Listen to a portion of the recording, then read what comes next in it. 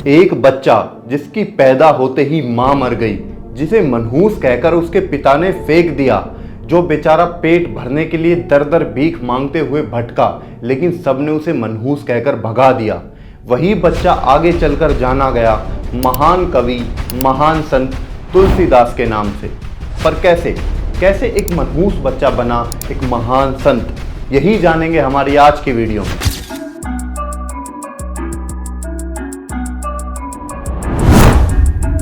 तो कथा शुरू होती है 11 अगस्त सन 1511 से गंगा किनारे एक गांव सोरन से। पंडित आत्माराम दुबे अपने घर के बाहर अपने एक दोस्त के साथ बहुत परेशान बैठे थे, क्योंकि अंदर उनकी पत्नी एक बच्चे को जन्म दे रही थी। थोड़ी देर बाद ही इंतजार की घड़ी खत्म हुई और दाई चुनिया अंदर से दौड़ती हुई आई, पर उन्होंने एक ऐसी खबर सुनाई कि आत्माराम वहीं सर पकड़कर बैठ गए। दाई चुनिया ने कहा कि पंडित जी, बेटा हुआ है, लेकिन आपकी पत्नी बेहोश है। आत्माराम की पत्नी बेहोशी से ही स्वर्ग सिधार गई और पीछे छोड़ गई एक नन्हा मुन्ना बेटा। इसके बाद आत्माराम ने बेटे के ग्रह नक्षत्र दिखाने के लिए एक ज्योतिषी को बुलाया। ज्योतिषी ने कहा कि आत्माराम, तेरा बेटा शैतान है, शैतान, ये तुझे भी खा जाएगा, इसीलिए इसे बाहर फेंक देना चाहिए। जब ये बात दाई चुनिया ने सुनी तो उन्हें बच्चे पर तरस आ गया, तो वो उसे अपने साथ अपने घर ले गई। पर वहां भी उसके पति और सास ने बच्चे को लेकर उसे खूब खरी खोटी सुनाई। कहा यह बच्चा मनहूस है, पर चुनिया के मन में एक ममता भाव जाग उठा था और उसने उनकी एक ना सुनी और बड़े लाड प्यार से उस बच्चे को पालने लगी। कुछ समय बाद आत्माराम दुबे की भी मौत हो गई और उसके कुछ साल बाद दाई चुनिया भी सांप के काटने के कारण चल बसी। अब दाई चुनिया के पति को जो शक था कि ये बच्चा शैतान है, वो यकीन में बदल गया और उसने उस 10 साल के बेचारे बच्चे को घर से बाहर निकाल दिया। बेचारा पेड़ के नीचे सोया, भोजन के लिए घर घर भीख मांगी, लेकिन सबने उसे मनहूस कहकर दुत्कार दिया। आखिर में वो बेचारा भटकते भटकते पहुंचा गांव के मंदिर में और वहां उसकी मुलाकात संत नरहरिदास से हुई। संत को उस बच्चे पर तरस आ गया और उन्होंने उससे कहा कि दुनिया भले ही तुम्हें दुत्कार दे, लेकिन राम हमेशा तुम्हारा ध्यान रखेंगे, तो तुम राम की शरण में जाओ। ये सुनकर बच्चा राम के बारे में जानने के लिए बहुत उत्सुक हो गया, तो संत उसे अपने साथ अपने घर ले गए और उसे राम नाम का पाठ सिखाया और उसका नाम रखा राम बोला। इसके बाद संत ने उसे रामायण की गाथाएं सुनाई और ये भी बताया कि कैसे प्रभु राम ने 14 वर्ष वनवास काटा और गरीबों की और कमजोरों की मदद की। इस संत ने राम बोला को पढ़ना लिखना भी सिखाया और फिर उसे आचार्य श्रेष्ठ सनातन के साथ काशी भेज दिया, ताकि राम बोला उनसे आगे की शिक्षा ले सके। आचार्य ने राम बोला को कई वेदों का ज्ञान दिया, कई धार्मिक किताबें पढ़ाई और उसका नाम रखा तुलसीदास, और गुरु दक्षिणा में मांगा कि जाओ और लोगों में राम नाम का प्रचार करो। इसके बाद तुलसीदास अपने गांव सोरन लौटे और वहां राम नाम का सत्संग करने लगे। लोग बड़ी तादाद में उन्हें सुनने आते और उनसे ज्ञान लेते।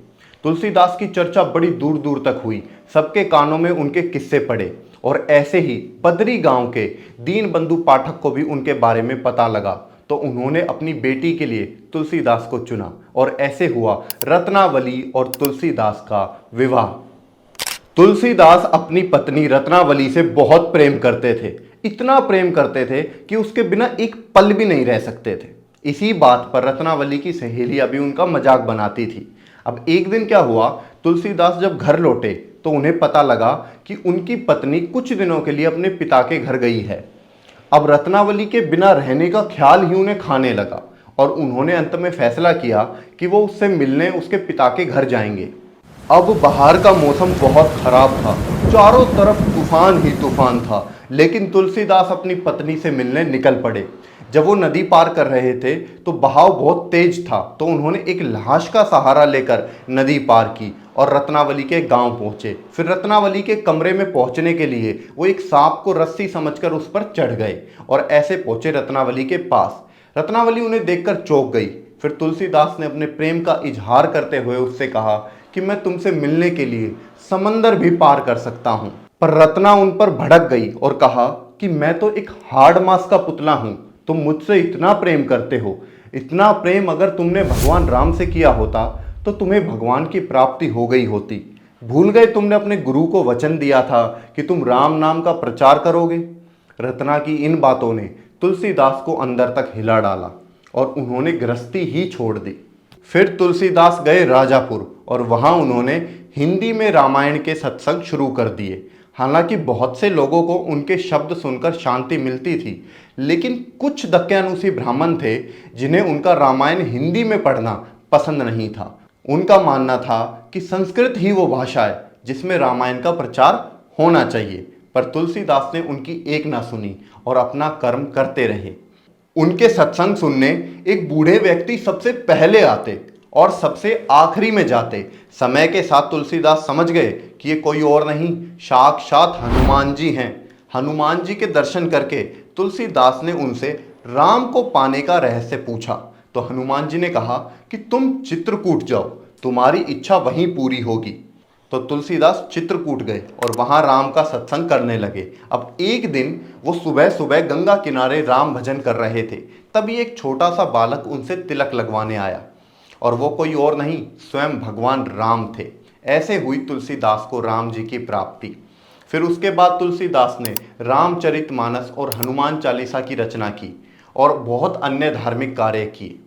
तो दोस्तों, ये थी राम बोला की एक महान संत तुलसीदास बनने की कथा।